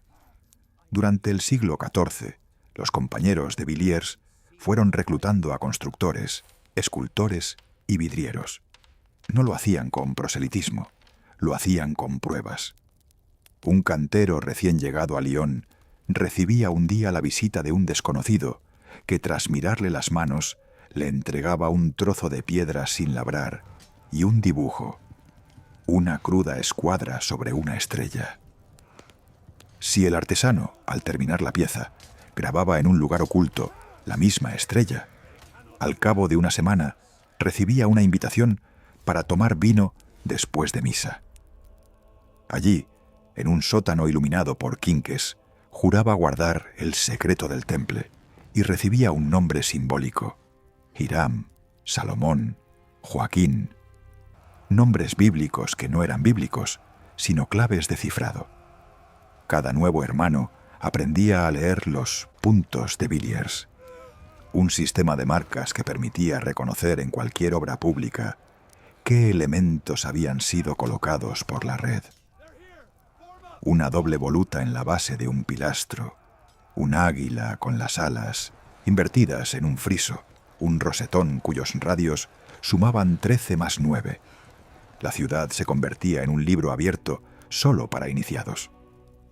El salto cualitativo llegó en 1440, cuando un grupo de esos constructores fue contratado para levantar el Palacio de los Papas en Aviñón. Entre ellos estaba Jean de Saint-Clair, bisnieto de Villiers y maestro de obras. Saint-Clair no solo llevó en su morral los planos del palacio, llevó también un pergamino que había heredado de su abuela, una viuda templaria que lo guardó cosido en el forro de su manto durante 40 años. El texto, escrito en francés antiguo y en letra bastarda, describía un ritual para consagrar la sangre en ausencia de sacerdote. No hablaba de la Eucaristía, hablaba de una ampolla que debía permanecer oculta hasta que el tiempo del temple renazca. Saint-Clair, que era cantero pero también hombre de lectura, entendió que el documento era demasiado peligroso. Lo fragmentó en 3 partes, las copió sobre planos de carpintería y las repartió entre los capataces de más confianza. Luego, en la capilla privada del Papa, construyó una bóveda de arista que, vista desde el centro, dibuja una cruz templaria perfecta. Nadie lo advirtió, salvo los suyos. La red pasó así de ser una sociedad de supervivencia a ser una sociedad de transmisión. En 1534, cuando los hugonotes saquearon la iglesia de Saint-Denis, un tal Maître Lubin, maestro cantero de Orleans, desapareció junto con varias planchas de plomo del tejado. En el inventario posterior se constató que faltaba también una losa del pavimento que marcaba la sepultura de un caballero sin nombre. Lubin reapareció 10 años después en Ginebra, ya no como cantero, sino como relojero. En su obrador se fundió la primera logia masónica reconocible. Reunión mensual, juramento de secreto, uso de símbolos constructivos para hablar de espiritualidad. El acta fundacional, conservada en el archivo de la Catedral de Ginebra, lleva una nota al margen en letra de Lubin, que el que construye el tiempo también construye la eternidad. Los historiadores han debatido si Lubin llevaba la ampolla consigo. Nadie lo sabe, pero sí consta que al morir, su viuda vendió un relicario con una gota seca que brillaba al sol como granate a un mercader florentino. El precio, 3 veces el valor del oro. El comprador, un miembro de la recién nacida masonería operativa de Florencia. Desde entonces, la historia se bifurca, pero también se entrelaza. En 1619, Elias Ashmole, anticuario inglés, fue iniciado en una logia de Warrington. En su diario anotó que los masones le mostraron un pergamino de linaje que remonta a los Caballeros de la Cruz. En 1717, cuando 4 logias londinenses fundaron la Gran Logia, el manuscrito conocido como Regius Poem fue presentado como prueba de antigüedad. Contiene una estrofa que reza: que Cristo fue un cantero y su sangre el mortero, que une la piedra viva con el alba del gremio. Los críticos lo consideran mera poesía. Los buscadores de la sangre lo interpretan como un criptograma que alude a la ampolla custodiada. El propio James Anderson, redactor de las Constituciones de 1723, incluyó un párrafo que jamás ha sido plenamente entendido. Los hermanos de la Rosa y la Cruz guardan el crisol donde se mezcló lo celestial y lo terrenal. ¿Rosacruces? ¿Masones? ¿Templarios? Las fronteras se desvanecen.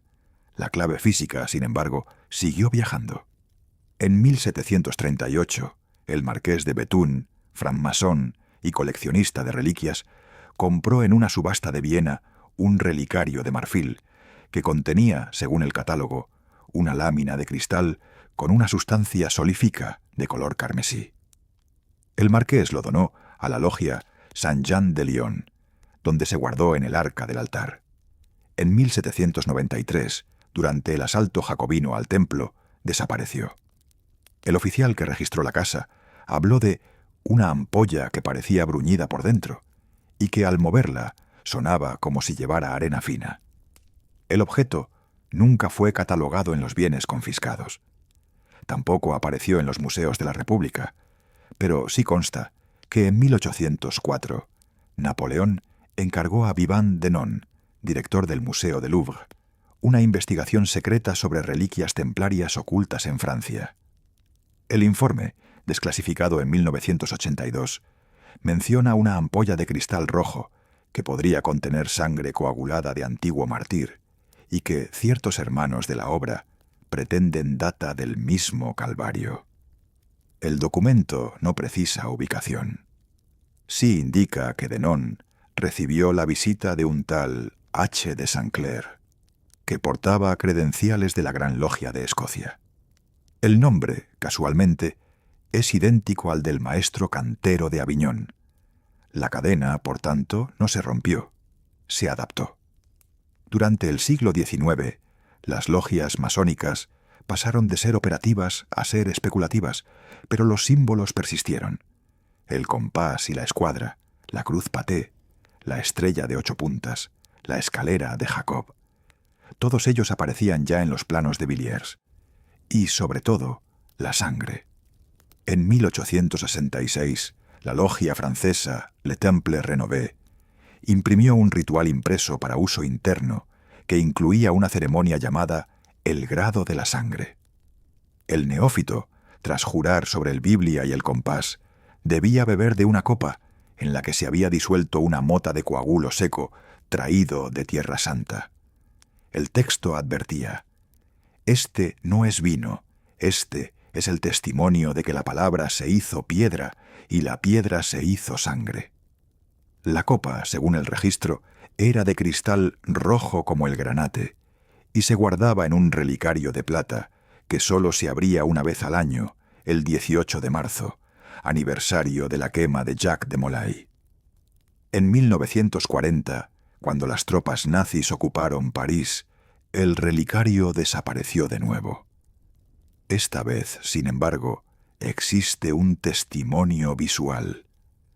El fotógrafo de la Resistencia Robert Capa tomó, el 25 de agosto de 1944, una imagen en la plaza del Templo. Un grupo de FFI levanta la bandera francesa sobre la Estatua de la República. A la izquierda, apenas enfocado, se ve a un hombre de boina que sostiene contra su pecho una caja metálica cuadrada. Ampliada la foto, en el lateral de la caja se distingue una cruz templaria y una inscripción: Saint Vis Templi, 1314. El hombre fue identificado en 1998 por el historiador Jacques Vallée como Pierre de Saint-Clair, descendiente directo del maestro de Aviñón y miembro de la logia Liberté Chérie, la única que funcionó dentro de un campo de concentración nazi en Sterwegen, 1943. Cuando los aliados liberaron París, Pierre entregó la caja a un oficial británico del SOE, mayor de logia escocesa. El oficial, en su informe confidencial, escribió: «Contenido: una ampolla de cristal con sustancia seca carmesí. Origen desconocido. Destino: Londres, custodia del Gran Maestre». Desde 1945, el rastro se desvanece en el protocolo. Lo que sí sabemos es que en 1979, cuando el Vaticano abrió parcialmente su archivo secreto sobre los templarios, un investigador escocés, Robert Cooper, encontró una nota anexa a la bula Vox in Excelso. Está escrita en latín y en tinta del siglo XX. La sangre está segura bajo la rosa y el compás. Que los guardianes recuerden, no es la reliquia lo que santifica, sino la custodia. La nota no lleva firma, solo un sello, la estrella de 8 puntas. Así, durante 9 siglos, lo que comenzó como una huida se convirtió en una red. Los hombres cambiaron de nombre, de oficio, de país.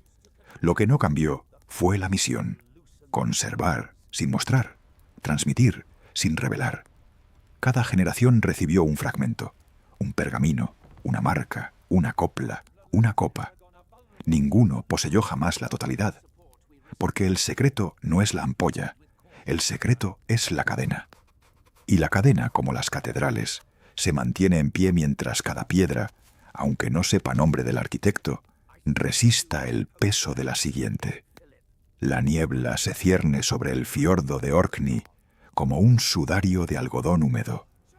En la penumbra del amanecer nórdico, un hombre de capa oscura guía su barca entre los islotes de las islas Pentland. El agua, negra como tinta de calamar, lamina la madera con el susurro de quien conoce secretos milenarios. William Sinclair, 33º conde de Caithness, no rema. Deja que la corriente lo lleve hacia la pequeña isla de Stroma, donde se alza un monolito de piedra que los lugareños llaman la Torre del Silencio. Nadie en el continente sabe que bajo ese bloque de pizarra existe una cámara excavada en el siglo XII por manos que portaban el mandato de un maestro templario fugitivo de Francia. William desciende al bote de piedra tallada que los antepasados dejaron anclado a la roca. Introduce la llave de hierro forjado en Jerusalén. Una sola vuelta y la losa se corroe hacia adentro, dejando paso al olor a sal y a cera de abejas. En la penumbra, las paredes relucen con candelabros de cobre que aún guardan restos de sebo. El conde enciende una cerilla de fósforo. La llama tiembla, refleja el símbolo grabado en la bóveda, una cruz paté flanqueada por 2 estrellas de 8 puntas. No es la cruz templaria habitual, es la firma de quienes custodiaron la ampolla de vidrio que, según la leyenda, contiene la sangre de Cristo recogida por José de Arimatea cuando descendió la cruz del Calvario. El testimonio que William Sinclair conserva en su memoria no proviene de pergaminos ni de libros. Proviene de la voz de su abuela, Lady Elizabeth de Roslin, quien en 1943, mientras los bombarderos alemanes surcaban el cielo de Escocia, lo hincó frente al fuego del salón de Roslin y le susurró al oído la historia que los Sinclair jamás habían atrevido a escribir. «La sangre no es un relicario», dijo la anciana, «es una cadena, y tú, muchacho, eres el último eslabón». La narración comenzó con Hugo de Payns en 1128, cuando regresó de Tierra Santa con cofres que no contenían oro, sino ampollas selladas con cera roja y plomo. Los templarios no construyeron sus primeras comendas para proteger rutas de peregrinaje. Las levantaron para ocultar esas sangres. Una de ellas, la más pequeña, fue confiada a un caballero normando, Godofredo de Saint-Omer, pariente lejano de los futuros Sinclair. Godofredo cruzó el canal con la ampolla oculta en el asta de su lanza hueca. En Dover no declaró armas ni riquezas, solo su fe, y en el registro de la aduana medieval aún puede leyese Peregrinus unus et sine spolia. La ampolla viajó hacia el norte, bajo la custodia de la familia, siempre de padre a hijo mayor, siempre bajo juramento de no abrir el plomo hasta que las aguas se vuelvan negras y los hombres olviden la forma de la cruz. Durante siglos, los Sinclair justificaron su poder y sus castillos como defensores de la corona escocesa, pero en verdad eran guardianes itinerantes.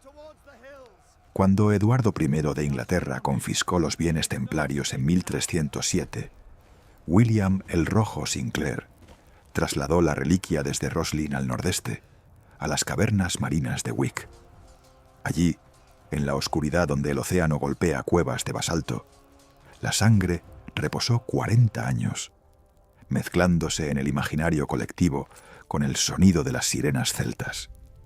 El verdadero peligro llegó en 1440, cuando el Papa Eugenio IV autorizó la bula Dilecti Filii para perseguir herejías remanentes. Los inquisidores llegaron a Edimburgo con la lista de sospechosos templarios. William, segundo conde, debió idear un escondite que ni el fuego ni la traición pudieran alcanzar. Entonces se construyó la capilla de Roslin, piedra sobre piedra, con pilares que imitan el tronco de árboles y columnas que representan la teoría musical del cosmos. En el 7º travesaño del norte, bajo la talla del Apprentice Pillar, se aloja una caja de plomo dentro de una cavidad inundada de arena de cuarzo, la misma arena que al agitarse produce un sonido semejante al llanto de un niño. Los aldeanos creen que es el espíritu del aprendiz asesinado por su maestro, pero es el dispositivo que advierte si alguien intenta extraer la caja sin la llave de hierro jerusalenita. William Sinclair, el de 2023, introduce su mano enguantada en la abertura que abrió en la losa de Stroma. Saca un estuche de cuero curtido con alumbre, tan viejo que parece piedra. Lo abre. Aparece la ampolla, más pequeña de lo que imaginó, del tamaño de un huevo de codorniz, con el cristal tan opaco por el estrato de cera que apenas deja pasar una luz carmesí. No necesita comprobar el sello. Conserva la huella del anillo de Godofredo, una estrella de 8 puntas sobre cruz paté. El conde sabe que si rompe el plomo, el contenido se evaporará enseguida. La sangre de Cristo, según la tradición, no puede permanecer expuesta al aire impura del mundo sin consumirse en una llama invisible. Pero esta noche, William no ha venido a abrir, ha venido a transmitir. Coloca el estuche sobre una piedra plana, saca su móvil satelital y graba un video en modo selfie. Habla en susurros, casi sin respiración. Soy William Sinclair, 33º conde, custodio de la sangre traída por Hugo de Paynes, testigo del pacto que selló Escocia con el cielo antes que con Roma. Si ves esto, es porque el Vaticano ha enviado sus emisarios. La ampolla lleva 9 siglos sin ser abierta. No es un relicario, es la llave del perdón que la Iglesia jamás quiso repartir. Cristo derramó su sangre para todos, pero los templarios la reservaron para recordar que el verdadero poder no está en la cruz levantada, sino en la sangre derramada. Apaga el móvil, introduce el estuche de nuevo en la cavidad, gira la llave. La losa regresa a su sitio con un chasquido que parece un suspiro contenido durante 900 años. Afuera, el sol empieza a tiñar el horizonte con franjas de cobre. William mira hacia el este, donde se alza la antigua catedral de Norwich, derruida por los vikingos y reconstruida por los templarios que llegaron con los Sinclair. Sabe que no volverá. Ha delegado la custodia en la piedra y en la palabra digital. En el bolsillo interior de su chaqueta lleva un pendrive con la copia del video y un sobre lacado con el sello de la familia. Dirigido al padre Marcial Macías, cura de la parroquia de San Magnus en Kirkwall, antiguo estudioso de la historia templaria y, sobre todo, hombre que nunca ha firmado un documento romano sin leer la letra pequeña. William confía en que el sacerdote entenderá que la sangre no es objeto de culto. Es testimonio de que la gracia no necesita mediadores cuando se oculta bajo las piedras del mundo. En la embarcación de regreso, el conde siente como el peso de 9 siglos se le desprende de los hombros como una capa empapada. La niebla se disuelve y por primera vez desde que era niño distingue la línea exacta donde el mar se une con el cielo, sin necesidad de cruz. Comprende entonces que el secreto que el Vaticano ocultó no fue que la sangre existiera, fue que la familia humana podría haber accedido a ella sin pagar indulgencias, sin cruzadas, sin inquisición.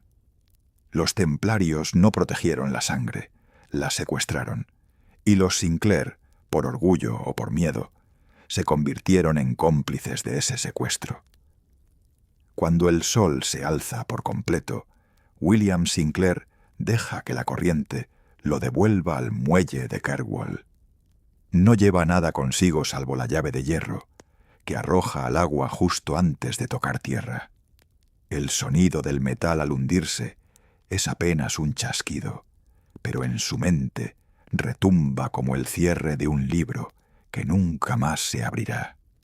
En la isla de Stroma, bajo la Torre del Silencio, la ampolla aguarda a que alguien, en un futuro que él no verá, decida si la sangre debe seguir siendo secreto o por fin derramarse de nuevo sobre la tierra que la necesita para sanar sus heridas. La bruma del Tamisa envuelve la City mientras un turista toca la puerta de Temple Church. En su bolsillo, una guía sobre los templarios. En su mente, la misma pregunta que martillea desde 1307. ¿Dónde está? Lo ignora, pero bajo sus pies, entre los claustros que ya no se alzan, reposan fragmentos de ánforas con restos cardenalizados. A 500 kilómetros, en el templo de Tomar, el humo del cirio rojo dibuja una cruz roja que tiembla. El maestre, ya sin espada, reza en voz baja. Si el cáliz no es oro, sino linaje, el grial somos nosotros. Y quizá tenga razón. Cada vez que un corazón se alza contra la injusticia, cuando los débiles encuentran fuerza, la sangre late otra vez. El secreto no era un objeto, sino una herencia, la audacia de servir, la fidelidad que no traiciona. Por eso, cada nuevo alba, el grial llama. Su pregunta no es dónde, sino quién.